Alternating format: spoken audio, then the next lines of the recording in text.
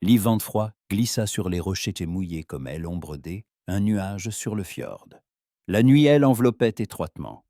Elle aimait ces sentiers, étroits, traîtres, où chaque pas exigeait vigilance et silence. Son manteau de laine sombre se confondait avec le granit, et ses cheveux, tressés en une natte serrée, elle étienne par commodité. Liv était Leigh, éclaireuse du jarl Bjarn Longrock, celle qui voyait ce que des autres ignoraient, les traces de sabots sur les pâturages, la fumée des feux étrangers au-delà de elle, horizon, les ombres des bateaux parmi les brumes. Mais cette nuit-là, son instinct, ce flair féminin qui ne l'avait jamais trahi ni dans la tempête, ni dans la bataille, la poussait vers une crique secrète, derrière le cap, là où les simples mortels n'allaient pas, et où les guerriers ne mettaient des pieds que sur ordre. Elle se plaqua contre une fissure du rocher, le corps tendu comme la corde d'un arc. En bas, sur la bande étroite de sable baigné de lune, agitait un des ombres. La mer se fit muette, comme si elle retenait son souffle, et des navires bas, sans mât ni enseigne, glissèrent sans bruit sur elle et Théo, leurs proues sculptées de dragons touchant presque la rive. Des étrangers, vêtus de manteaux en peau de loup, descendirent sur le sable, grands, barbus, leurs nattes serrées, leurs haches suspendues à la ceinture, dont les manches brillaient de runes d'argent. Au centre se tenait son jarl, Bjarn Longrock, sa stature, vêtue de cottes de mailles et dés. Un manteau de fourrure retenu par une agrafe d'été et or dominait les autres. Sa barbe grise et ses yeux froids, pareils à la glace hivernale, lui donnaient un air acier. Il ne criait pas, ne brandissait pas l'épée. Il parlait doucement, mais chaque mot tombait comme une pierre dans LSO. Liv se pressa plus fort contre le roc, son cœur battant plus fort que les vagues. Le jarl hocha la tête au chef étranger. Un homme à la barbe tressée, considéré comme le chef du clan rival. Les mots lui parvinrent par bribes, mais ils suffirent à fendre son monde comme la glace sous une hache. Une nuit donnée, elle, entrée du fjord, devait être laissée libre par hasard. Les guetteurs se tromperaient dans les signaux lumineux. Les torches s'éteindraient, celle-là même, qui avertissait de la venue des étrangers. Une partie des villages resterait sans défense, les hommes seraient partis en expédition, les maisons vides. En échange, le chef adverse offrirait à Bjarn de Argent des sacs déjà entassés sur le sable, miroitant au clair de lune, et la promesse d'une place sous sa main si tout se déroulait sans accroc. Le fjord, son fjord, avec ses longues maisons de bois et de tourbe, où la fumée élève au-dessus de l'Ekio, où les enfants courent dans les prés et les femmes tissent la laine près du feu, tout cela deviendrait butin. Le jarl vendait son peuple comme une vieille barque. Le froid du rocher sous sa poitrine se mua en glace dans son ventre. Liv pensa à Orm, son frère cadet, que hanterait depuis le printemps des rêves de vrais raids. On lui avait promis une place dans la troupe, mais le jarl le laisserait à la maison, pour garder, disait-il. Ce qui signifiait qu'Orm se trouverait au cœur du désastre lorsque les étrangers déferleraient. Elle, avait vu hier, mince, le nez couvert de taches de rousseur, aiguisant un couteau près de la forge, les yeux pleins de feu, les esclaves de la demeure du jarl, captifs des anciens raids, les chevilles cerclées de fer, le dos zébré de cicatrices, couraient avec des tonneaux d'hydromel pour le festin. Les hommes libres du fjord, paysans et femmes en robe de lin aux fibules en spirale, ignoraient encore que leur jarl buvait avec elle, l'ennemi. Liv serra le poing, ses ongles enfonçant dans sa paume. Si elle se taisait, tous mourraient, Staur aux yeux sages qui avaient vu tant d'hivers, les enfants sous les toits ornés de crânes de cerf, même les esclaves priant leur Dieu devant elle, autel de Thor au fond du grand hall. Le jarl frappa à elle étranger à elle épaule, un geste de fraternité, scellé une poignée de main au-dessus des sacs argent. Les navires quittèrent doucement la rive, leurs rames caressant l'été et haut comme les ailes un corbeau. Le chef ennemi se retourna, son manteau de loup flottant légèrement, puis ils disparurent dans la nuit, laissant sur le sable des traces que la marée effacerait. Bjarne Longrock resta un moment face à la mer, puis prit lentement le sentier, ses pas lourds comme le destin. Liv ne bougea pas avant que elle et Konoe s'éteignent. Le vent apporta odeur du sable mouillé et du sel. La lune éclaira la crique désormais vide. Elle descendit, ses doigts glissant sur les algues, le cœur battant. Que faire maintenant? Fuir vers le peuple. Crier au Thing, là où les jarles décident sous le chêne sacré, ou se taire comme elle ombre que elle était. Elle atteignit le sable où les empreintes étaient encore tièdes. Les sacs d'argent avaient disparu. Le jarle les avait pris. Liv se pencha. Ses doigts effleurèrent à moitié la terre humide, où se mêlaient un sel norrois et boue étrangère. La rune de son amulette chauffait contre sa peau, comme un avertissement. Ormel attendait chez eux, forgeant la pointe une lance, chantant une vieille chanson sur la bataille de Hugni. Stor le silencieux aiguisait son épée près de Elâtre. Ses yeux voyaillaient plus loin que ses paroles. Le fjord respirait paisiblement. La fumée des longues maisons couvrait les eaux. Les pêcheurs réparaient leurs filets. Les esclaves portaient à du bois. Mais la nuit avait apporté le poison. Liv leva la tête vers la falaise, là où les guetteurs devaient allumer les feux. Si le jarl trahissait, ces feux éteindraient. Elle serra le couteau sous son manteau, la lame froide, la poignée gainée de cuir. Un pas en arrière, et la nuit se referma sur elle. Demain, au festin, le jarl boirait l'hydromel dans une corne cerclée argent, se vantant de ses campagnes, et elle verrait dans ses yeux le mensonge. Liv suivit le sentier, marchant en silence, légère comme une renarde. Ses pensées tourbillonnaient, avertir Orm. Il était encore qu'un garçon, croirait-il. Stor comprendrait. Il flairait toujours la trahison comme un loup le sent. Mais le jarl était proche. Sa demeure dominait le fjord, grande maison aux colonnes sculptées de dragons, où les banquets duraient jusqu'à l'aube. Les servantes en robes à boucles argent verserait l'hydromel. Les guerriers feraient sonner les mailles. Liv accéléra le pas. Le vent claqua contre son visage. La mer en bas murmurait. Les vagues frappaient les rochers dans une écume blanche. Ls arrêta au bord de la falaise, regardant son fjord. Les eaux sombres entaillaient la terre comme une hache. Les maisons serraient la rive. La lune argentait les toits de tourbe. C'était la maison, sa maison, et on la vendait. Montant plus haut, elle entendit au loin aboiement des chiens près du domaine. La nuit approfondissait, les étoiles brûlaient froidement. Liv toucha son amulette. La rune rappela son serment au fjord. La trahison du jarl la brûlait comme des braises sous la peau. Et si elle s'était trompée? Non, les mots étaient clairs. Un bruit, un navire. Non, une mouette. Liv attendit, son corps endolori par le froid.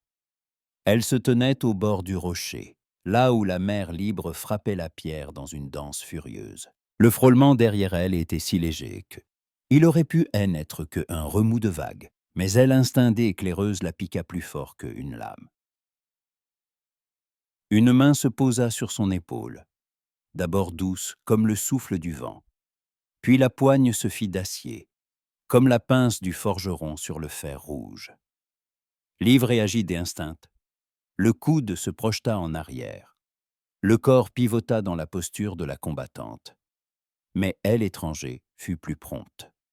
Dès un geste fluide, il la retourna face à lui, frappa son poignet, un mouvement précis, non brutal, mais mesuré, tel un jet de lance sous elle, orage. Le couteau échappa de ses doigts.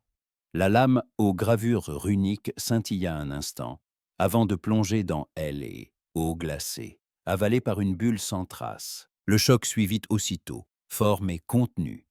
Liv chancela, ses jambes fléchirent. Et elle se retrouva jusqu'aux genoux, dans l'écume. Le froid la perçant jusqu'aux os comme un coup de hache. Devant elle se dressait la silhouette un grand homme. Son manteau de loup mouillé collait à ses épaules larges. Sa tresse alourdie de sel brillait argent. Sa barbe divisée en 2 grosses nattes où pendaient des anneaux. Marque du guerrier de son clan. Ses yeux clairs, gris comme elle, OBD, hiver sur le fjord, la fixaient sans rage, mais avec la méfiance des. Un loup sentant le piège. Ravin nœud du loup. Le nom lui revint des veillées où les hommes évoquaient que les ombres du clan ennemi, ceux qui tiennent sur leur langue, aussi ferme que la gorge de leurs prisonniers. Sa hache pendait dans un fourreau de cuir derrière son dos, le manche sculpté d'une gueule de loup. Son manteau ruisselait, mais lui restait impassible, les jambes ancrées comme les racines d'un vieux chêne sous la tempête. Il ne acheva pas, ne cria pas pour appeler sa troupe de ombre. Il serrait simplement son poignet, tordant son bras dans le dos avec la maîtrise de 100 prises semblables. La douleur jaillit dans son épaule, aiguë comme le dard une guêpe. Mais Liv serra les dents sans un cri, non celui une pêcheuse, mais celui une guerrière. Ses mouvements révélaient déjà sa nature. Ni plainte ni peur, mais calcul rapide, distance jusque, au couteau tombé, faille dans sa garde, chance de fuite. Ravin le vit, un sourcil se haussa, et il serra la corde autour de ses poignets. Le nœud du loup, ferme et rusé, tressé de chanvre trempé eau salée pour la solidité, empêchant toute torsion épaules ou de coudes. Elle amulette à la rune du fjord, une dent de loup sur un lien de cuir, cadeau de Stor. Il la détacha un coup sec. La chaîne fouetta la peau de son cou, laissant une traînée rouge. Et il la tint un instant dans sa main, ses doigts calleux la tournant comme un artisan scrutant un métal rare. Le regard gris croisa le sien, pas de haine, mais la curiosité un forgeron devant un acier cuit, il ne connaît pas. Tu es une guetteuse? Une espionne des sentiers sombres? Ou une fuyarde des tiens? Demanda-t-il une voix basse et calme, couvrant le fracas de la mer, sans menace inutile mais lourde de sens. Liv, sentant la douleur battre dans son bras, répondit entre ses dents serrées, la voix dure malgré le froid de l'os. Je ne suis que une femme à qui des plaies coups, on trouble l'ecchio dont elle boit chaque jour. L'entêtement de ces mots le piqua. Un coin de sa bouche tressaillit en une esquisse de sourire. Mais la méfiance resta. Ses yeux demeuraient attendus, comme ceux une bête avant le saut. Il la tira vers les rochers, sans relâcher sa prise. Les hauts dégoulinaient de leurs jambes. Le froid s'infiltrait jusqu'à la moelle, et le manteau de Liv battait autour de ses chevilles. Ravan ne la mena ni vers son chef sur le grand drakkar, ni de retour au fjord, où le Jarl Bjarn tissait déjà des rumeurs sur elle, éclaireuse disparue. Au lieu de cela, il entraîna sa prisonnière le long un sentier étroit et sinueux bordant la mer, où les falaises formaient un rempart contre le vent, et où les débris de troncs flottants et les algues dissimulaient, entrée une caverne. Le chemin serpentait entre des roches empesées de sel, les pas glissaient sur les algues. Mais la démarche de Ravan restait sûre. Celle un homme connaissant chaque pierre, aussi bien que sa propre terre. La caverne ouvrit soudain. Une entrée basse, voilée de filets contre la pluie. À elle intérieure, des braises luisaient, jetant des ombres mouvantes sur les parois humides. Une vingtaine de guerriers étrangers reposaient là sur des peaux de rennes et des ours. Des sacs de provisions formaient des tas contre le mur. Morues séchées dans les paniers, galettes plates, barils hydromel bouchés de cire, herbes séchées pour les plaies. Un esclave de leur clan, un Irlandais large épaules, les chevilles cerclées de fer, une cicatrice de foie sur la joue, attissait le feu. Les étincelles grimpaient vers les stalactites où tombait l'eau, goutte à goutte. Les guerriers astiquaient leurs armes, des haches couvertes de runes argent, des épées gainées de cuir ornées de loups, des lances aux pointes forgées dans leurs forges du nord. L1, tatoué D, un corbeau sur L, avant-bras, aiguisait sa lame à la pierre.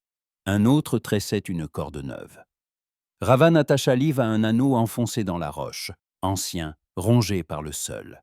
La corde entailla sa peau, mais le nœud tenait ferme, solide comme un serment. Ces hommes levèrent la tête. Leurs mains glissèrent vers les armes. Leurs voix rauques murmurèrent. « Du fjord ?» Égorgeant vite, lança celui au corbeau. Ravan fit un geste bref, la paume levée, ma prise. Ne la touchez pas tant que je n'ai pas parlé. Elle parle. L'interrogatoire commença sans cri, ni fouet, ni fer chauffé, mais près du feu, dans une conversation épaisse comme la fumée, où les mots tombaient lentement, goutte à goutte. Ravan S, assis face à elle sur une peau, son manteau séchant, la vapeur montant de ses épaules massives. Ses yeux gris suivaient chacun de ses mouvements. Le tremblement des doigts, l'éclat des pupilles, la tension dans les épaules. Que faisais-tu sur la falaise près de la crique? Que as-tu entendu de ton jarl et de nous? Qui voulais-tu prévenir dans le fjord ton frère, le vieillard, les esclaves au foyer? Demanda-t-il une voix basse, grave comme le roulis des rames dans le calme. Liv s'assit bien droite, malgré la douleur de ses poignets liés, et l'humidité glacée de ses vêtements. Ses réponses vinrent courtes, soignées, sans nom. J'ai vu des bateaux sans mât ni enseigne, bas comme des loups sous la brume. J'ai entendu parler argent, un passage libre, de feu éteint sur les falaises. Je voulais comprendre qui vend son foyer. Chaque mot révélait sa clairvoyance, pas un témoin par hasard, mais une éclaireuse qui sent la toile araignée derrière la brume.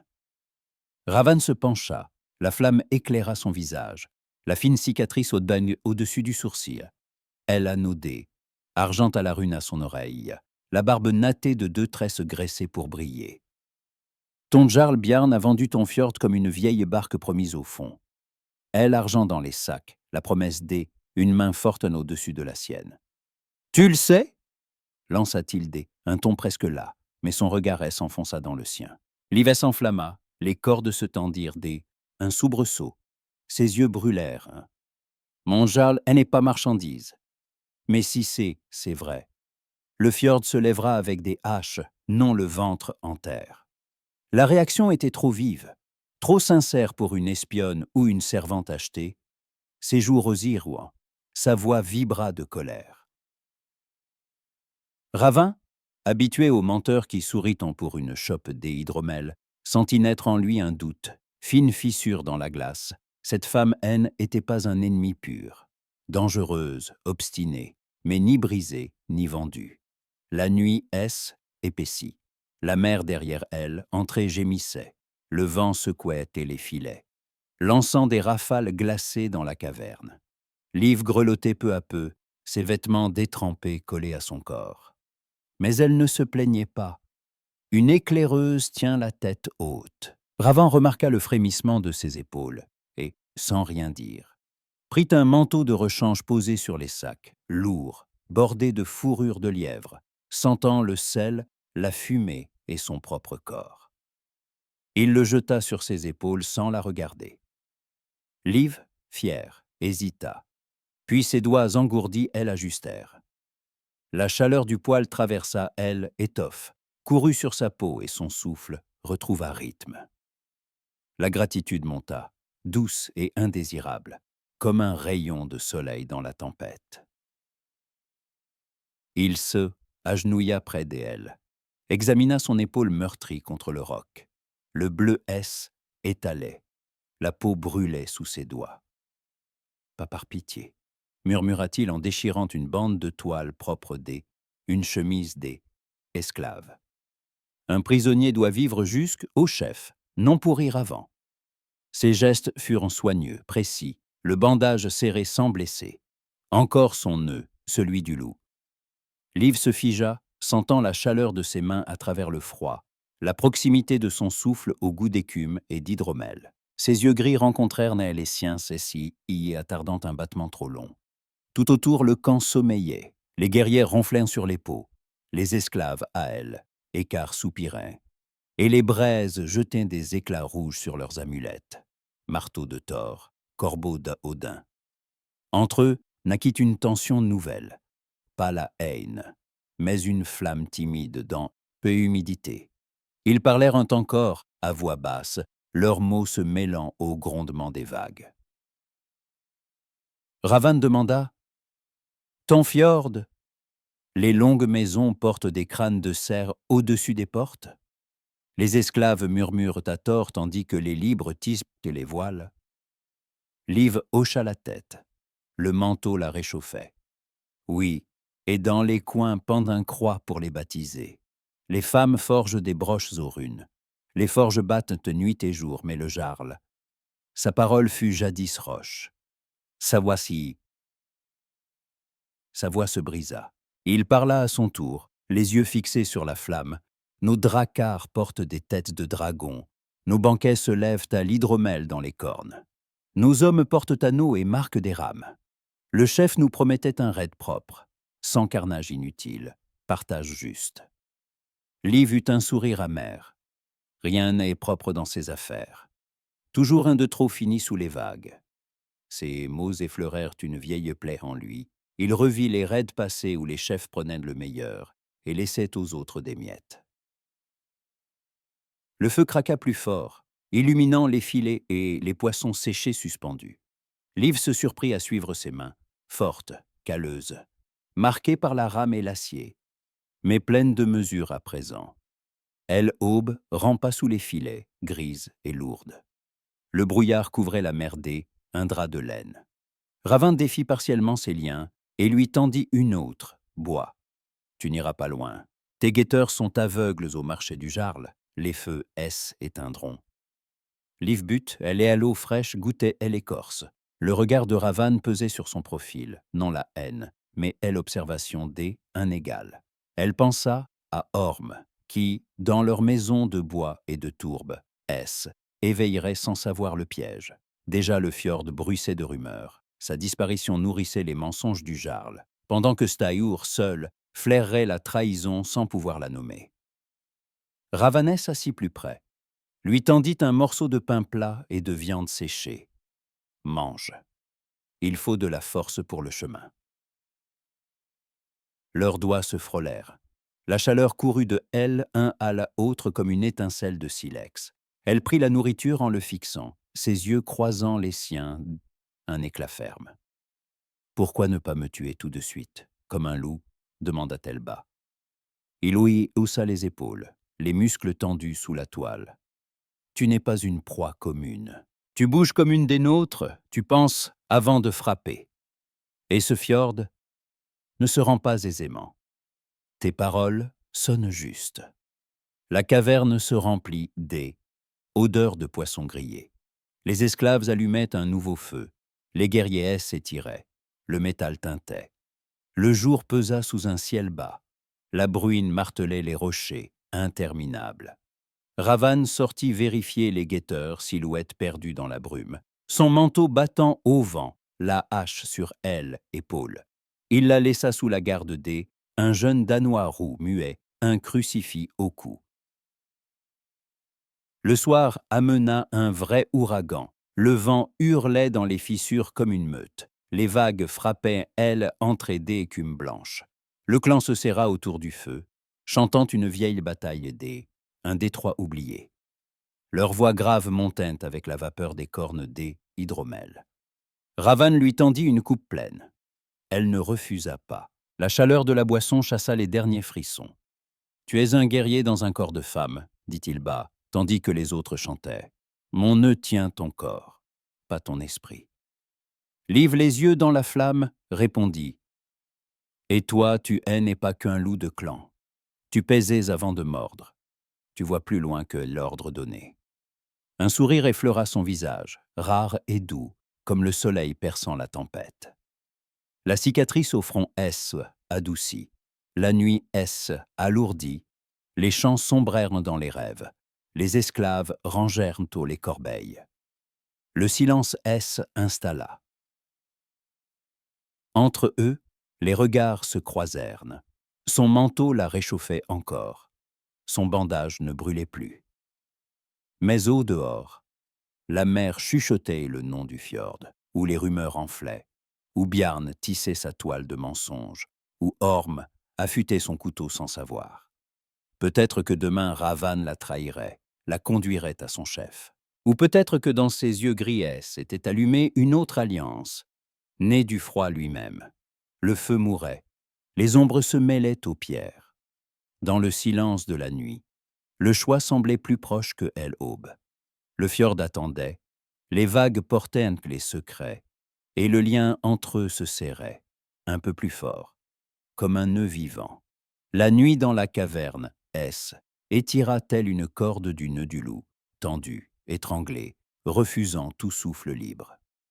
La mer gémissait à elle entrée, sa voix résonnait dans la pierre, et le vent engouffrait par rafales à travers les filets, faisant frémir les poissons séchés et les touffes des herbes suspendues au plafond.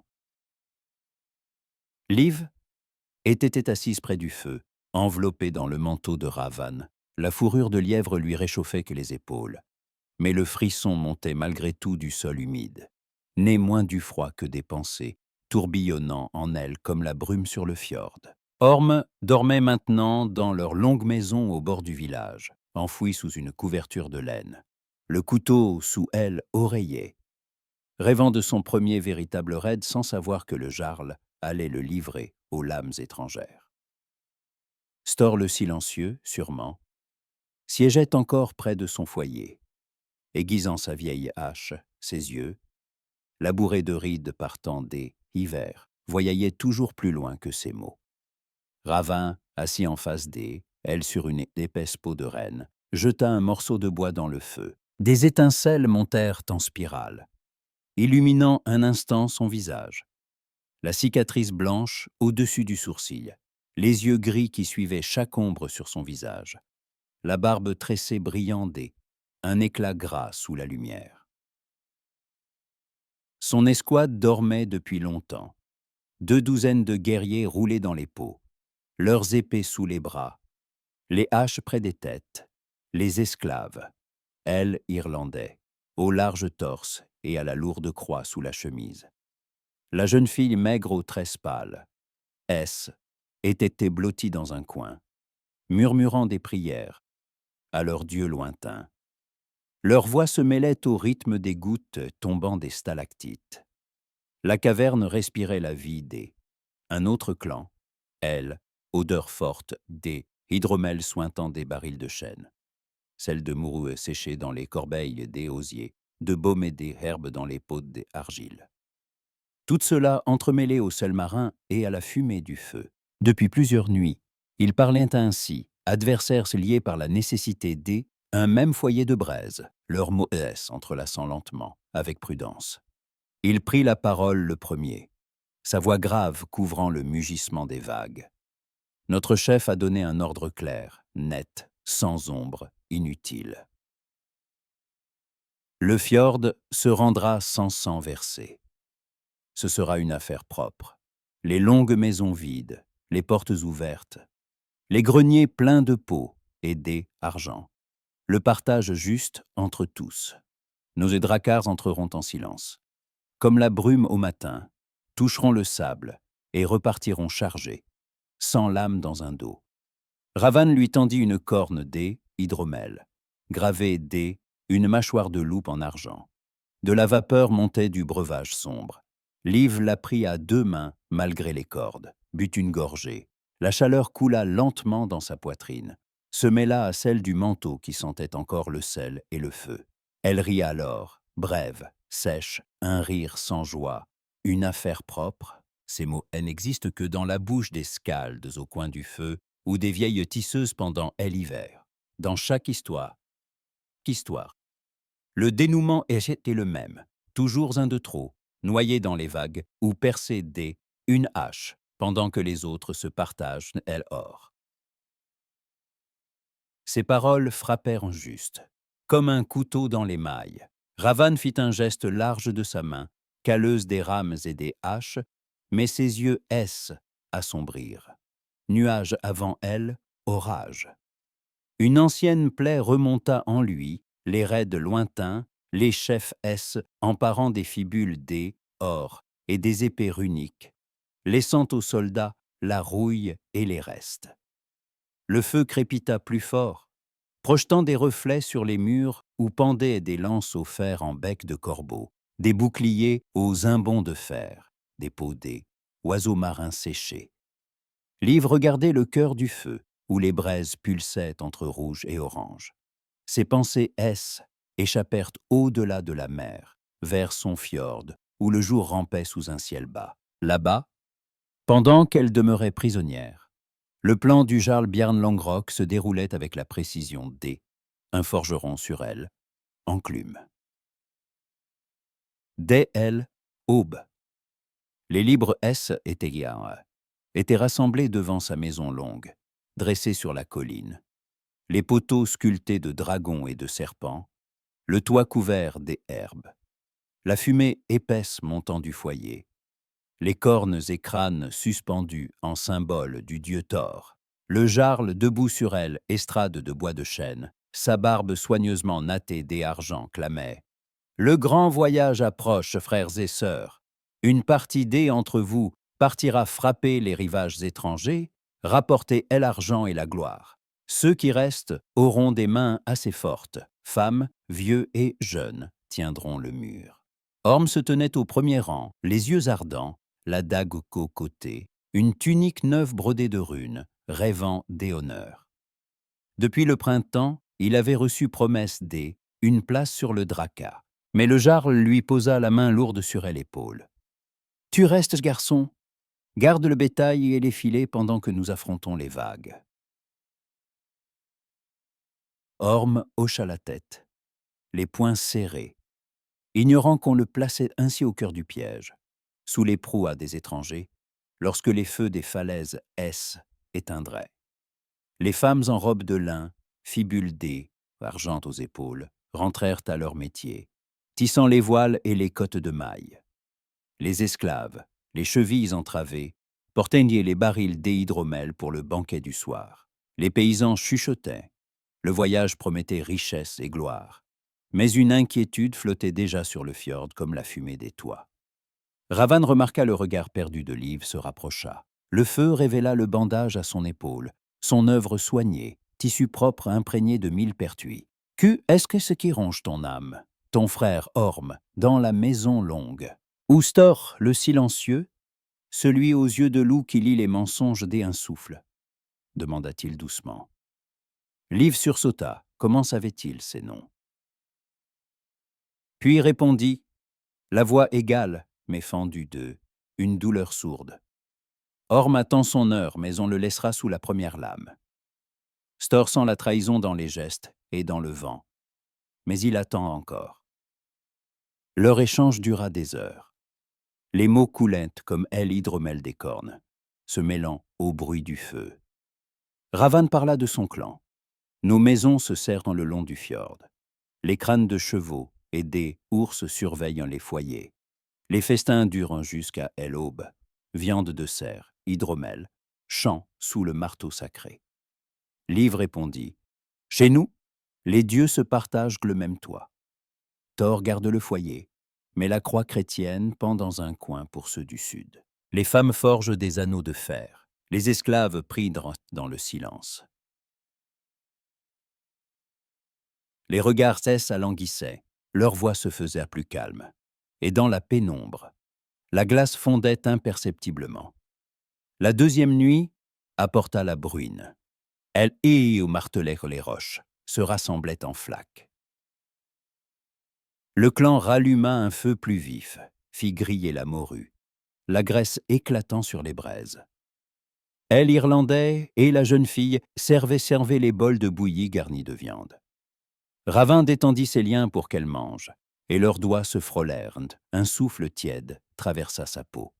« J'ai vu des choses étranges dans les ordres de notre chef, dit-il entre deux bouchées. On nous interdit d'approcher les maisons sur la colline, celles de ta famille, là où sont les coffres des ors. Mon groupe est tenu à écart des entrepôts les plus riches, sous prétexte et ordre et de clarté. Liv leva la tête, les yeux en feu. Tu vois maintenant, toi et les tiens êtes aussi des pions. Le jarl protégera les siens derrière les boucliers et livrera les autres. Orm, Staior, nos fermiers, à vos dracars comme du gibier.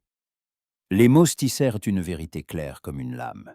Ravan fronça les sourcils. Sa main se referma sur la corne jusqu'à la faire gémir. Le feu jeta des reflets sur son anneau dé argent, sur le marteau de Thor à sa poitrine. Et les ombres S allongèrent sur les bains, sur les murs. Ils gardèrent sain le silence, écoutant la pluie et le souffle des dormeurs. Moments suspendus où leurs mondes se rejoignirent sans combat. L'aube de la troisième nuit les trouva à elle entrée, le brouillard épais masquant la ligne des horizons. Ravin revint dès un ruisseau avec une outre humide, l'attendit. Bois. Le chemin sera long. Liv but, elle, eau lavant le goût des hydromels, et murmura. Dans le fjord, les rumeurs rampent. Le jarl raconte que elle éclaireuse Liv S est égarée, que on elle a vu près des feux étrangers, qu'où elle trahissait des siens. Ravan hocha la tête. Je ai entendu. On efface ton nom pour blanchir le plan. Dehors, ces hommes frottaient les planches dés, un petit drakkar, fin, rapide, aux rames sculptées. La tête du dragon couverte d'aies, une peau contre les esprits. Les esclaves astiquaient les boucliers au sable. Deux femmes au tressage serré, sœurs de Ravan, nouèrent des cordes de chanvre. Il refit son pansement dès un geste précis, pas par pitié, mais parce que tu tiens mieux que bien des hommes. La chaleur de ses doigts cannes resta sur sa peau plus qu'il ne fallait. Leurs regards se croisèrent. Dans les yeux gris brûlait une étincelle, celle un feu nouveau au cœur du froid. Pendant ce temps, dans le fjord, le jarl Biar Longrock buvait à sa table. Les servantes en lin portaient que la venaison rôtie, la salle grondait de rire. Stor battait le fer à la forge, son marteau rythmait que la trahison tandis que ses yeux guettaient la colline. Les murmures couveillent, Liv, disait-il, hantaient les falaises. Orm, sombre près du feu, affûtait sa lame. Ma sœur ne trahirait pas, souffla-t-il. Stor acquiesça dès un silence. Le jarl riait, sa chaîne dorée teintait sur sa poitrine, mais dans son regard veillait la glace du fjord des hivers. Le fjord respirait encore. Les pêcheurs tiraient leurs filets. Les femmes séchaient la laine. Les enfants jouaient avec des épées de bois dans la lumière pâle. Mais au-dessus des toits baisses amassait déjà la nuit lourde, la même qui avançait inexorable sur la mer, et sur eux tous. La quatrième nuit apporta le calme après la tempête. À travers les nuages, les étoiles perçaient comme des éclatées de fer, et la lune bécaignait, elle, entrée de la caverne d', un argent doux. Ils parlèrent longtemps devant le feu, les braises luisaient en rouge. Ravan se pencha. Si elle accord est pourri jusqu'à Elos, alors mon propre clan est menacé. Le chef ne pardonnera pas si le raid échoue par notre faute. Liv répondit dès une voix ferme. Nous n'avons qu'un ennemi, ce pacte tissé comme une toile dé, araignée qui fait de nous tous de simples pions. Tes guerriers, les miens, sous la même hache. Le silence se fit entre eux, non celui de la méfiance, mais celui des, un lien né dans la rudesse de ces nuits. Il effleura son épaule pour remettre le manteau. La chaleur de ses doigts resta sur sa peau. Elle ne bougea pas. Une esclave apporta une tisane brûlante. La croix à son cou brillant à la lueur du feu. Les ombres se fondaient sur les parois. Enfin, Ravan murmura.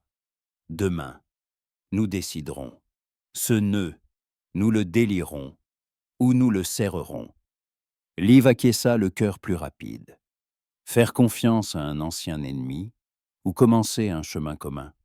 La cinquième nuit descendit sous une lune pleine, argent liquide coulant jusqu'au feu mourant. Le clan dormait, brisé de fatigue. Ils restèrent seuls auprès des braises.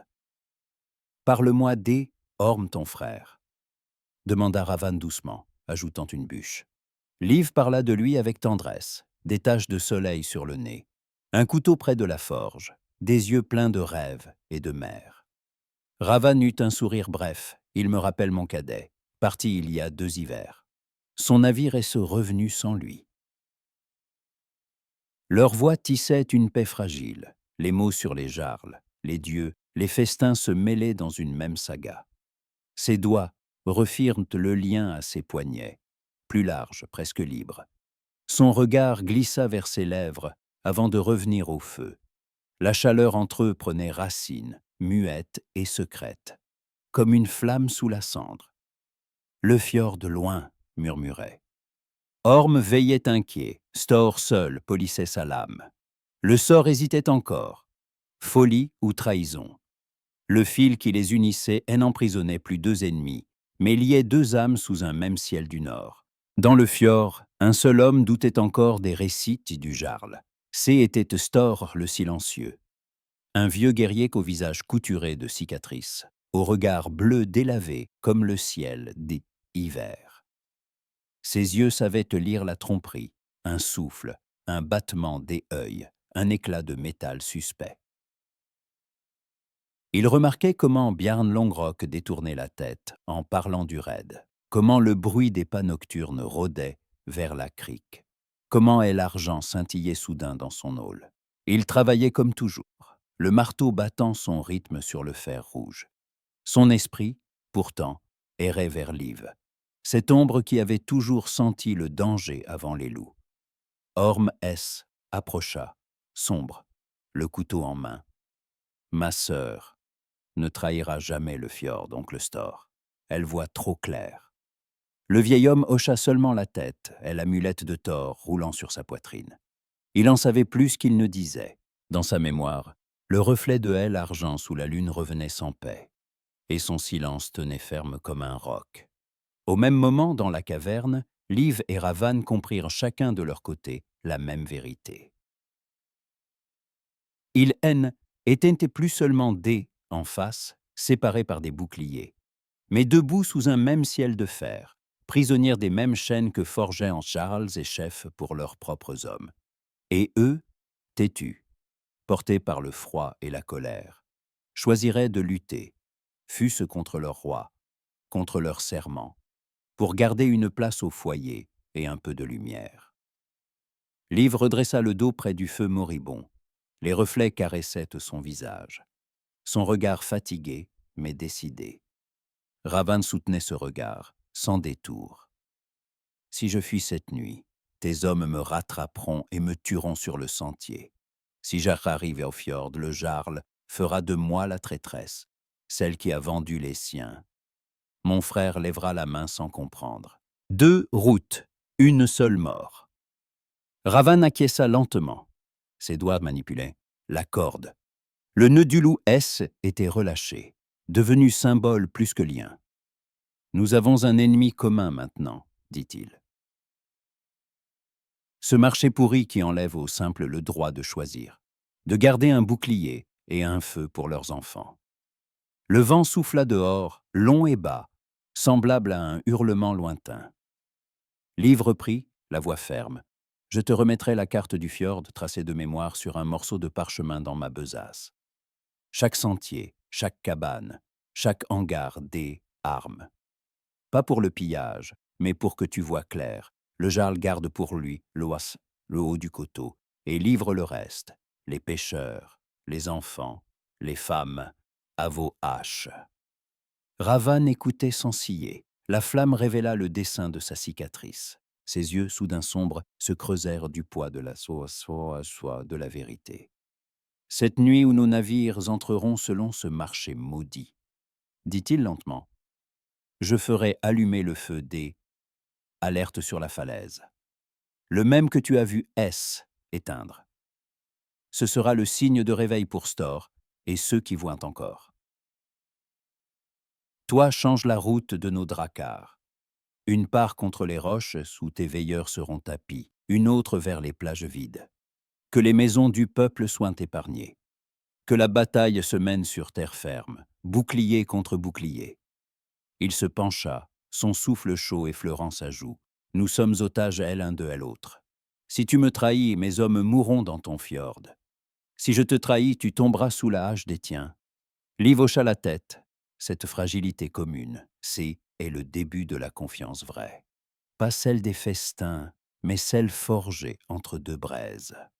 Ravan défit alors complètement la corde, ses doigts effleurant sa peau. La chaleur la traversa tout entière. Il sortit un parchemin salé, un tison brûlé, et elle traça une main tremblante, le dessin du fjord, les collines, les caches, les routes cachées. Sa main reposa un instant sous la sienne, et le feu sembla renaître dans cet instant suspendu. À elle, aube du 6e jour, ils quittèrent la caverne.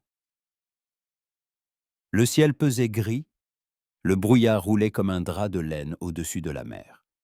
Ravan marchait devant, la hache dans le dos, le manteau battant au vent. Liv le suivait, les mains liées d'un nœud presque fictif. Il lui avait soufflé avant de partir. « Tire ici sous ton pouce. Le lien S ouvrira sans bruit. » Leur sentier serpentait au flanc des monts, glissant sur la pierre mouillée. Elle sentait la mer et le feu lointain des foyers. Peu de mots, mais un accord tacite à chaque pas, le son de leurs pas battant le même rythme. La pluie tomba sans prévenir, dure et froide, piquée de grêle. Ils se réfugièrent sous un surplomb ruisselant.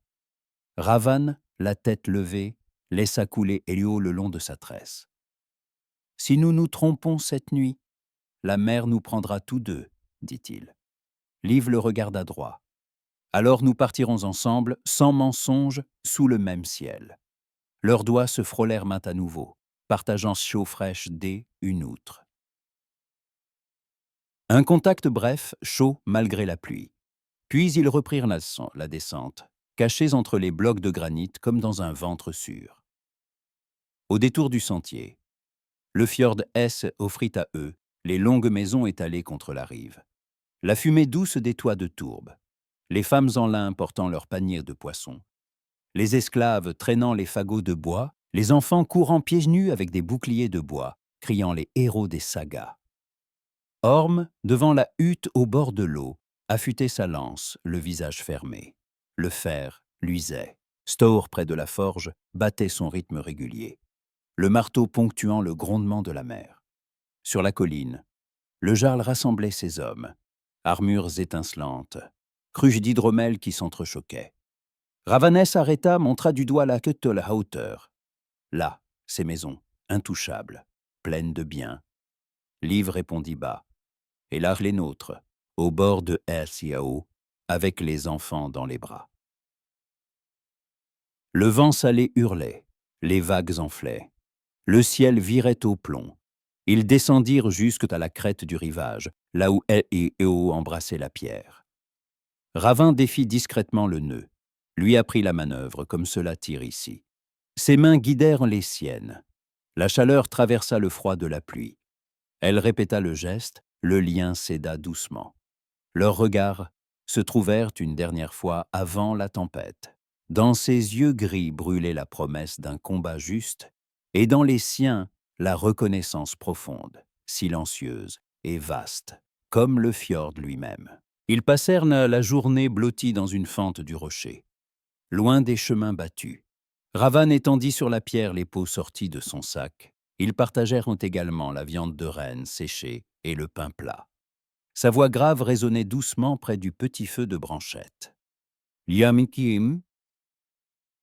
Le chef M a fait sa main droite pour mes nœuds, qui ne cèdent pas dans la tempête, et pour mon silence au bord, au bon moment. Mais ses ordres sentent le mensonge, comme un poisson pourri pris dans les mailles. Liv répondit, le regard fixé sur la flamme. Pendant des années, Joae était l'ombre du jarl. Joae parcouru toutes les pistes du fjord, du cap à la forge de Staur, sans jamais deviner la noirceur de son âme. Leurs propos coulaient lentement, comme un ruisseau parmi les pierres. Une douceur discrète s'infiltrait dans les gestes. Il écarta une mèche humide de son front du bout du pouce, avec la délicatesse une tisserande sur la laine. Elle changea le bandage à son bras, les doigts effleurant la peau marquée d', une vieille estafilade. Au loin, près du rivage, les esclaves du fjord priaient dans le vent, le marteau de Thor dressé côte à côte avec la croix en bois, dieux anciens et nouveaux mêlant leurs ombres. Le soir apporta un calme inattendu. La mer S apaisa, et l'air vibra légèrement comme avant le premier soupir du vent. Entre les nuages, les étoiles trouaient le ciel. Ils avancèrent avec prudence, lui devant, silhouette solide. Elle liée pour la forme, marchant dans son sillage. Sous le grondement du futur orage, leurs regards se disaient sans mots leurs promesses. Mourir côte à côte, se couvrir elle, un elle, autre du bouclier. Au dernier promontoire, où le fjord entaillait la terre d', une hache de granit, Ravan S arrêta pour lui faire face. Le vent fouettait leurs manteaux. Cette promesse du vent du nord, dit-il, est la nôtre. Non pour les jarls, ni pour les chefs, mais pour les gens du fjord et ton clan. Liv hocha la tête, posant une main brève sur son épaule. Le vent du nord est froid, mais il dit vrai, comme tes nœuds. Ils se séparèrent dans la brume. Lui sait, effaçant vers les dracars cachés dans la crique, hache sur elle, épaule, elle vers les falaises familières, espérance d'or dans la pénombre. La pluie glaçait son manteau, son cœur battait vite. Le trahirait-il à l'instant suprême? La tempête éclata. La foudre lacéra le ciel. La mer hurla contre la roche. Dans les longues maisons, Orm entretenait le feu. Stor aiguisait une dernière lame. La nuit de la promesse approchait, lourde du poids des serments et du doute. Elle, union nouée dans les ténèbres, tenait désormais plus fort qu'une corde. Ils marchèrent encore une journée dans le vent et la brune. La roche luisait sous la pluie comme le front d', un forgeron. Ravan se retournant, ta carte a levé tous les voiles. Le piège du jarl esclaire comme le jour. Liv murmura, j'y allumerai le feu au moment juste, quand les tiens entreront dans la baie. Entre les rafales, le silence se chargeait de chaleur. Épaule contre épaule, haleine partagée sous la roche, regards adoucis dans la clarté rouge du feu caché. Dans leur abri d', une anfractuosité basse, ils rallumèrent aussitôt les braises. Le pain et la viande partagés au-dessus des flammes. Leurs doigts se touchèrent un instant au-dessus du morceau. Sa main couvrit la sienne. Si nous mourons cette nuit, que ce soit ensemble, sans regret. Elle ne retira pas la main, ensemble, sous le même vent. Le rugissement du vent résonnait au dehors, mêlé au murmure de la mer et aux fêtes étouffées dans les maisons longues. Leur souffle réchauffait mieux qu'une fourrure. Dans le silence, un sentiment grandissait, solide et calme. À elle, aube. Leurs routes se divisèrent au tournant du sentier, dans le brouillard dense. « Attends la nuit, garde ton couteau près de toi », chuchota Ravan. Liv hocha la tête. La confiance née de la caverne demeurait fragile, fine comme la glace des avant hiver. Il disparut dans la brume, la hache sur l'épaule. Elle descendit vers les falaises détrempées. Le fjord étouffait peu à peu ses rires. Les festins se tarissaient. Les marteaux résonnaient dans les forges. Les rumeurs grandissaient. Stor apercevrait-il sa silhouette au crépuscule? Orm aiguisait-il encore son couteau au coin du feu? La nuit prochaine jugerait leur serment. Elle vint cette nuit. Des navires étrangers glissèrent dans le fjord, tels des ombres de loups. La lune basse argentait l'écume. Les feux de garde restèrent muets. Les sentinelles, frappées de faux mots, dormaient, et les torches ne se allumèrent pas. Le plan du jarl Bjarn Longrok se déroulait à la perfection. Les bateaux du fjord reposaient renversés sur le sable. Les falaises étaient noires, sans signal. Les dracars ennemis avançaient sans bruit. Leurs mâts couverts de peau, les dragons de proue camouflés sous l'étoile. 50 rameurs par navire, un seul battement à l'unisson. Pas un éclat, pas un cri. Les guerriers vêtus de peau de loup tenaient canaille leurs haches runiques sous les filets. Ravin, le nœud du loup, se tenait à la proue du premier drakkar. Ses yeux gris fouillaient à la côte. Sa main reposait sur la hache, le cœur battant fort et régulier. La carte tracée par Liv brillait dans sa mémoire, plus fort que la lune. Le raid promis simple devenait un piège tissé pour les traîtres des deux camps. Mais Liv, vent froid, ne dormait pas. Au crépuscule déjà, elle avait envoyé un messager, un vieil esclave marqué D, une croix. Ces mots murmurés parvinrent à Stor. Il se tint prêt. Dans les maisons, des haches et des lances gisaient sous les paniers de morue séchée. Les boucliers attendaient contre les murs ornés de crânes de cerf. Les femmes avaient caché enfants et vivres dans les caves de tourbe, priant en silence. Marteau de Thor au centre, croix en coin pour les baptiser. Ormes, nerveux, tournaient dans leur cabane au bord de Elekeisho, le couteau sous la main, le cœur brûlant d'instinct. Stor, près de sa forge, observait elle horizon. Son marteau reposait sur elle, enclume. Ses yeux clairs lisaient déjà la mer. Ravan, fidèle à leur accord, détourna sa flotte du cœur du fjord. 7 drakkars glissèrent vers les falaises tranchantes à gauche du chenal, là où Stor et sa douzaine d'hommes attendaient, tapis, hache prête. Et l'autre moitié des navires, il la guida vers les roches nues, lieux vides, sans maison ni feu. Le chef étranger gronda, ses anneaux dés, argent tintant à son oreille. « Pourquoi pas les rives grasses, la proie facile ?» siffla-t-il. Mais déjà les rames plongeaient et il était trop tard. Les vagues poussaient la flotte inexorable.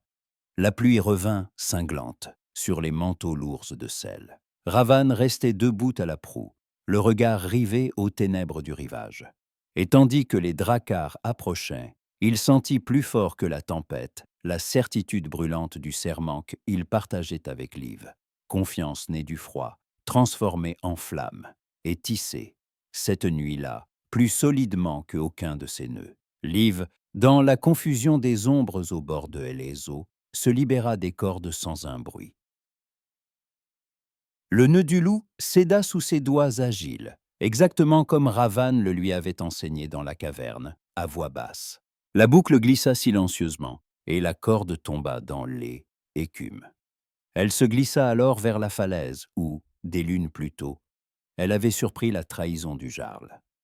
Ses pas glissaient sur le granit humide couvert d'algues, le manteau battant contre ses jambes sous le vent qui lui arrachait des mèches de sa tresse serrée. Son cœur battait à rompre, et ses pensées tournaient en tempête. Orme dormait-il? Percevait-il le signe? Croyait-il encore à la rumeur d'une sœur traîtresse? Dans la niche abritée du vent, elle alluma le feu du signal avec une précision éprouvée. Brindilles sèches tirées de sa sacoche. Résine de pin ramassée le long du sentier. Étincelles vives sur la pierre. En un instant, la flamme monta droite, rouge et ardente, léchant la paroi de granit. Des étincelles s'envolèrent dans la nuit, portées par la rafale, le vieux signe des alarmes des ancêtres. Dans les longues maisons, les hommes bondirent pieds nus sur le sable froid, attrapant leurs haches accrochées sous les bois de cerf et les crânes suspendus. Les chaînes des côtes tintaient, les boucliers se levaient. Les femmes repoussèrent les enfants dans les caves chaudes sous les toits de tourbe et prirent place devant les portes, couteaux ou cornes dés, hydromel en main, prêtes à frapper. Leurs broches dés, argent, luisaient dans le reflet du feu lointain. Les esclaves, libérant les bêtes, murmuraient leurs prières mêlées à Thor et au Christ. Orm sortit le premier de leur cabane près de Eléo, la lance dans le poing. À la vue du feu sur la falaise, il cria « Ma sœur vit et dit vrai. Boucliers à la mer, tenez la rive !» Son cri se répercuta le long du fjord, unissant les voix. La bataille éclata aussitôt, non en massacre aveugle dans les cabanes, mais sur le sable ouvert, où les hommes du fjord pouvaient former le mur. Les vagues glacées leur léchaient dans les jambes, la lune éclairait les visages crispés, les haches étincelaient. Les drakkars s'échouèrent les uns après les autres, dragon de proue à demi couvert de peau détrempée. Les assaillants sautèrent dans Elejo, hurlant sous la pluie salée. Mais ils trouvèrent face à eux non la proie facile qu'on leur avait promise, mais Staur, le silencieux et sa garde. Le marteau de Thor dans ses mains tonnait comme le tonnerre. Sa barbe blanche, trempée, se dressait au vent. « Pour le fjord, pour nos foyers et nos enfants !» rugit-il. Et les haches répondirent en chœur sur les boucliers, couverts d'éclaboussures. Ravan sauta du navire en tête, la hache levée, le bouclier serré. Liv avait traversé les roches de flanc et surgit près de lui, le couteau brillant dans la main. Elle sentait sa présence derrière elle, stable et sûre. Chaque fois qu'elle frappait, il couvrait son flanc blessé. Ses coups à lui traçaient de larges arcs dans LR, repoussant les guerriers du Jarl dans la vague. Blanche, et le sang se mêlait au sable. La lune découpait leurs silhouettes, unies dans la même lutte. Sur la colline du haut manoir, le Jarl Bjarn Longrock vit le désordre au rivage. Il descendit et en jurant, sa chaîne d et or battant sur la côte, la cape claquant au vent. « À elle attaque, frère! Des traîtres étrangers ont frappé nos terres !» criait-il. Mais repérant Liv entre les combattants, il hurla le doigt tremblant. « La voilà, la traîtresse, Liv vent froid! Elle a vendu le fjord !» Les visages se tournèrent. Orm, retenant son souffle, vacilla un instant, la lance prête, incapable d'y croire. Alors Stor et avança, marteau baissé, sa voix profonde couvrant tout bruit. « Moi, je ai vu la trahison de tes yeux, Bjarn. J'ai vu l'argent sous la lune, et je ai entendu tes promesses aux étrangers. Mon mot est poids de fer, ni aux dieux ni aux hommes je ne mens. » Le silence tomba comme un coup près, les haches se figèrent, et le murmure monta. Stor ne ment pas. Sa parole est notre roc. Sur la grève, Liv et Ravan combattaient toujours côte à côte. Elle sentait son souffle, son épaule contre la sienne. Soudain, un guerrier surgit derrière elle. Un homme du Jarl, le visage grimaçant, la hache haute. Ravan un réflexe vif comme la foudre, se jeta entre eux.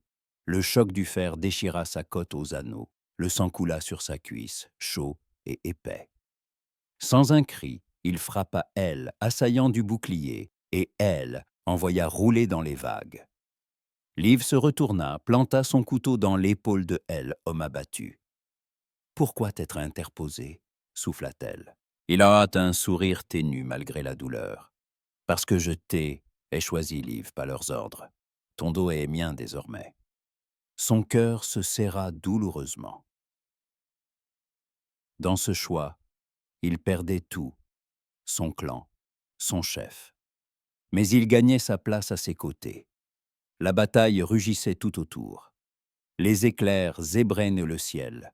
Les tonnerres roulaient dans les falaises. Les hommes peinaient dans Eio jusqu'à la taille. Les femmes soignaient déjà les blessés dans les maisons. La fumée des foyers se mêlait à celle de la guerre. Sur la colline, le Jarl reculait, tentant de rallier ses troupes.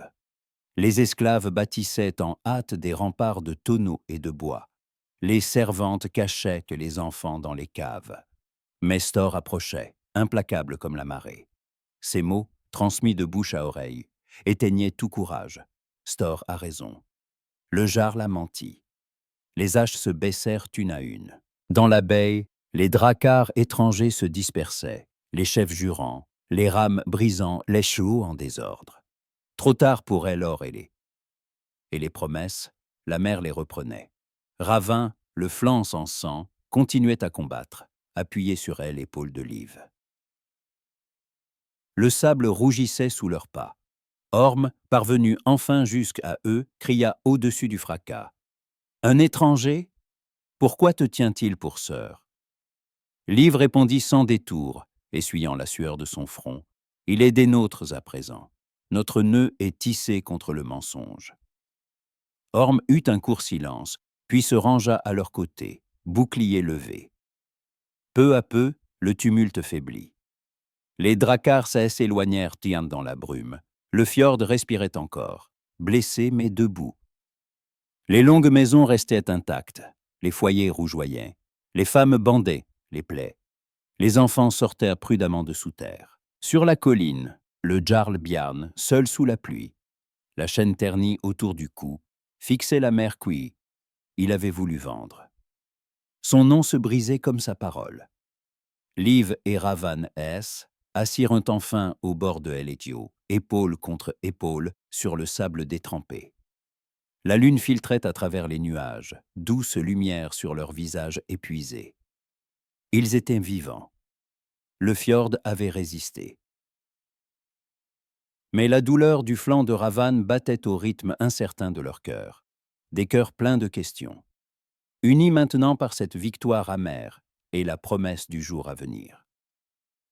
La bataille ne acheva pas dans les champs glorieux des Scaldes ni dans Elle écladée, un festin au clair des flammes, mais dans le soupir lourd et uni de tous ceux qui avaient survécu à cette nuit des aciers et des orages.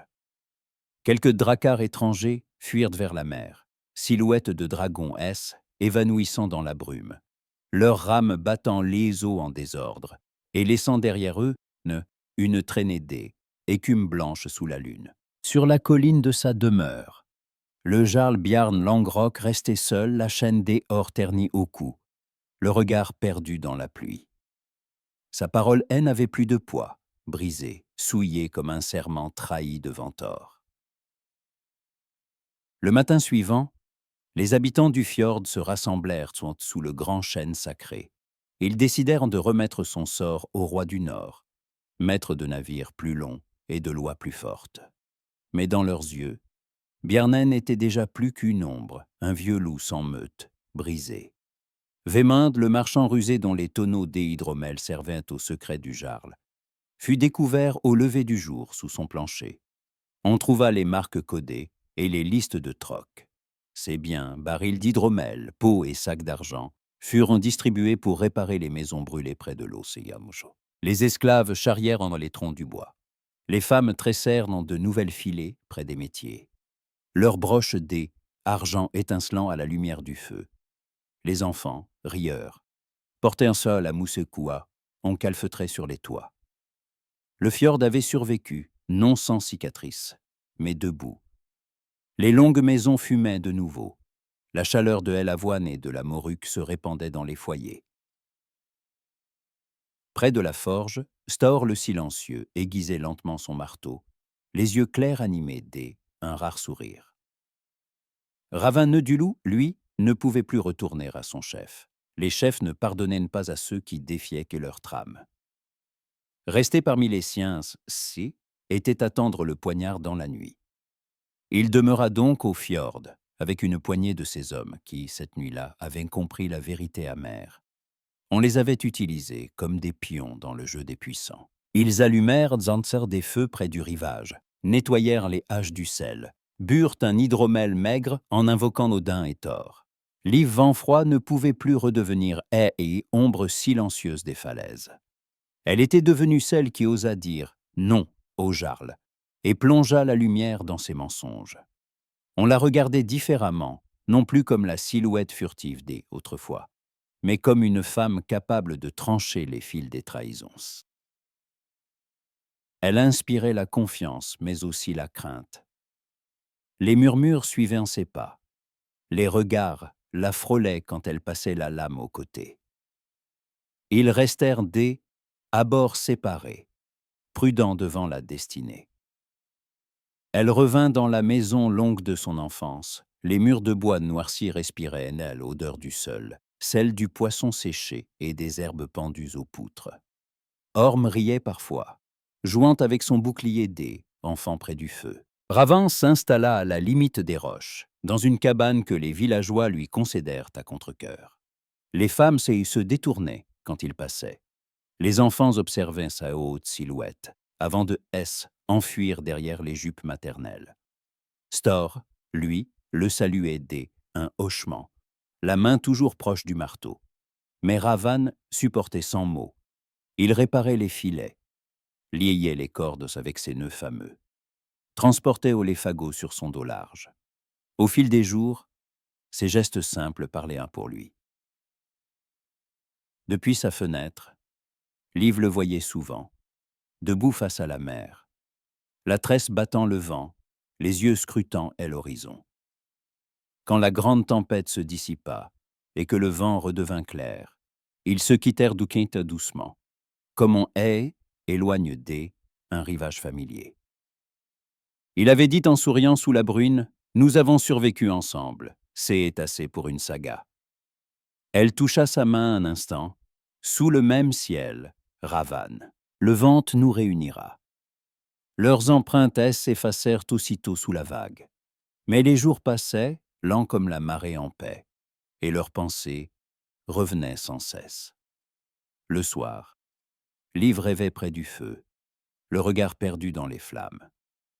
Elle tournait entre ses doigts, le pendentif en croc de loup, celui qu'il lui avait laissé, et se souvenait du manteau chaud, de la blessure pansée, des yeux gris profonds comme la mer en hiver. Orme. Un soir, la taquina un rire. Le loup du fjord mord ton cœur, sœur. Elle répondit doucement. Non, frère. Il le réchauffe. Ravin, dans sa hutte battue par la mer, polissait sa hache, mais son esprit n'était plus à la guerre. Il revoyait Liv sous 1000 visages, cheveux salés, regard ferme, souffle chaud contre le froid.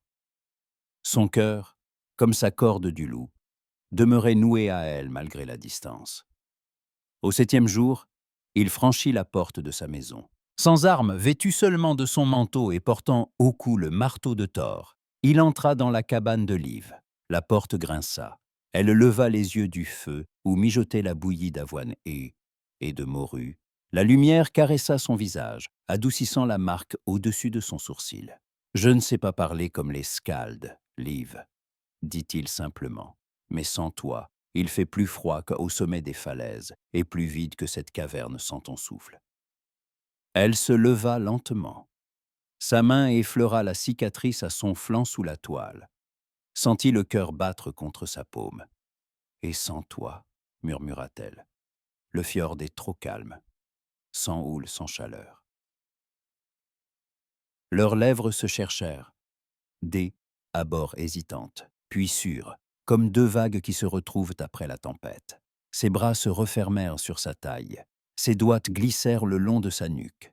Son souffle se mêla au sien. Le feu jeta une gerbe étincelles dorées. Leurs amulettes, le croc et le marteau, se frôlèrent dans une légère cloche de métal. De cette nuit naquit un lien véritable. Sous le même ciel du fjord, le vent murmurait désormais leur saga. Peu à peu, la communauté accepta leur union.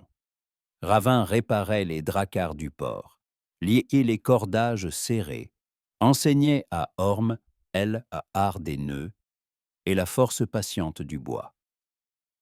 Liv marchait à ses côtés sur les falaises, guettant les signes du ciel, la main souvent frôlant la sienne. Ensemble, ils relevèrent les maisons pour les veuves et les orphelins de la bataille. Ravin grava sur les linteaux des runes un loup enlacé au vent. Liv tissa des voiles couverts de symboles protecteurs. Hiver venu dans leur maison commune, les peaux de reine tapissaient les murs. Le feu réchauffait leur soir. Ils buvaient un hydromel dans la même corne, sa main posée sur sa hanche, la tête, elle appuyée contre son épaule. Il comptait anciennes sagas, sa voix grave vibrante comme la mer sous la lune. Elle répondait par des chants du fjord, doux et clairs, tandis que Orm riait près du feu et que Stor, au seuil, hochait la tête en silence. Au printemps, ils reprirent la mer sur leur propre drakkar, non pour piller mais pour échanger, pour ramener du fer et du tissu. Les voiles claquaient sous le vent, les rames frappaient les iodés, un même souffle. Les richesses revenaient partagées équitablement. Les esclaves apprenaient que le métier plutôt que la peur. Liv portait sous son cœur leur fils à venir, un enfant aux yeux gris comme la mer et au courage du vent. Ravin posait chaque soir sa main sur son ventre rond, murmurant « Le loup et le vent, veille sur toi. Elle souriait, en silence, bercée par le battement des vagues. Le fjord sous leur garde, S épanoui. Les festins reprirent avec chants et viandes grillées. Les coupes résonnaient, les femmes dansaient, les scaldes chantaient leur histoire. Celle du nœud de loup et du souffle du vent. Une saga d'amour et de loyauté.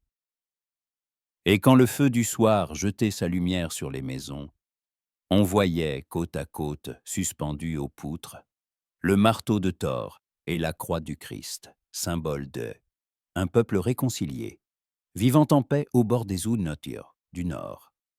Les jours s'écoulaient lents et tièdes, pareils aux cours paisibles une rivière au fond du fjord. Chaque matin, Ravan descendait vers le dos aux côtés des Ormes. Ensemble, ils réparaient les barques avec elle, application des artisans. Les rames polies à elle, huile de lin brillait au soleil. Les voiles rapiécées tintaient sous leurs doigts, et les nœuds du loup impeccables se serraient sur les mâts. Leurs mains se frôlaient parfois dans le travail, fraternel. Plus tard, Liv les rejoignait. Ils suivaient les sentiers ensemble, le vent jouant dans la tresse de la jeune femme. Ils repoussaient toujours, un geste tendre, une mèche échappée sur son front. Leurs lèvres se trouvaient vite, brèves et brûlantes, comme une flamme soufflée par la mer. Stor, devant la forge, enseignait à leur fils la manière de tenir le couteau. Ses yeux vieux se réchauffaient lorsqu'il disait, en lui, « Il y a le vent et le nœud, la force du fjord. » Les saisons se déroulaient en cadence douce. L'été, ils pêchaient ensemble au large. Les dracars fendillaient l'eau clair. Les filets regorgeaient de morues argentées. Le soir, les festins éclataient sur la plage. Hydromel mousseux, viande de renne fondante, rires épais au-dessus des flammes. Ravan posait sa main sur la taille de l'île et de lit, effleurait son oreille un souffle chaud. Elle, hiver, les tempêtes, mugissaient derrière les murs. Ils se tenaient nez blottis près du feu, leurs corps mêlés sous les peaux. Ravan tressait de nouvelles cordes pour le printemps. Liv ourdissait des manteaux épais. Leurs fils jouaient à leurs pieds des tiges avec un petit loup de bois. Et, quand la nuit couvrait le fjord, un silence profond, leur amour épanouissait dans la chaleur des braises, lent, entier, ardent. Ils devinrent les gardiens du fjord, éclaireurs sur les sentiers, bâtisseurs un monde de justice et de feu. Sous un même ciel, près d'un même foyer, leurs flammes réchauffaient tout le port, tel un soleil du nord. À l'aube, on les voyait ensemble au bord des vagues. Ravan la prenait dans ses bras, son menton posé sur son épaule, la caressant du ventre au buste. « Notre petit louveteau sent la mer », murmurait-il. Elle se retournait, ses lèvres cherchaient les siennes jusqu'au lever du soleil.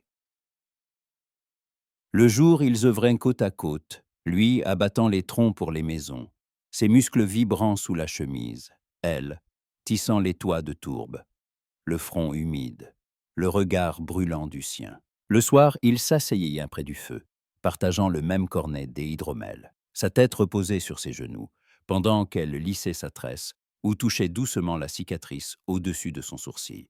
« À jamais, le tien et le mien », soufflait-elle. Leur fils naquit par une nuit de pleine lune, criant fort. Ravan le souleva contre sa poitrine. Liv, elle, allaita en silence, les yeux brillants de larmes heureuses.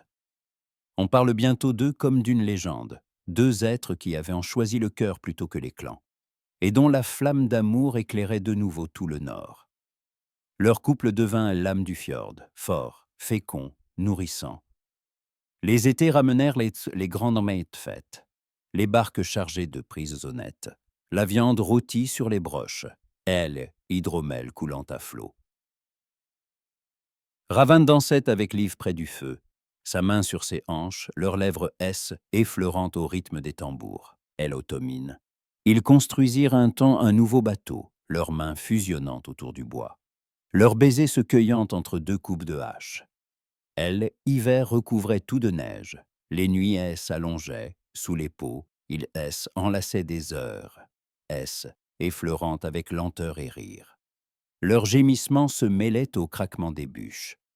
Au printemps, leur petit marchait, le couteau de bois en main, ils le lui montraient ensemble les sentiers des falaises, échangeant caresses et promesses au détour des rochers. Les années passèrent sans ternir leur feu. Ravan lui offrit une broche gravée du nœud et du vent. Elle lui tissa un manteau orné de runes. Le fjord prospéra, et leur saga se chanta dans chaque maison. Mais même au pays du Nord, où elle, amour, tient lieu de Dieu, elle, ombre, rappelle sa loi. Quand la trahison germe quelque part dans la nuit, elle, union, s'épanouit ailleurs, fragile et sereine. Ainsi va elle, équilibre du monde. Nul jour sans nuit, nulle chaleur sans froid. Les mensonges des chefs brisent les fjords, mais de leurs cendres naît une foi plus forte que le fer. La tempête apprend à reconnaître quelle main protège vraiment. Et sous le froid craque toujours une braise d'humanité, ce haine. Et pas la pureté absolue qui sauve le monde, mais elle. Équilibre, risque et douceur, douleur et tendresse, clan et cœur, soudés dans la même chair. Car haine, esquisse pas la trahison du pouvoir qui donne sens à la fidélité du sang. Quand les jarls vendent leur peuple pour elle, argent qui miroite, la loyauté véritable se forge dans le silence du combat.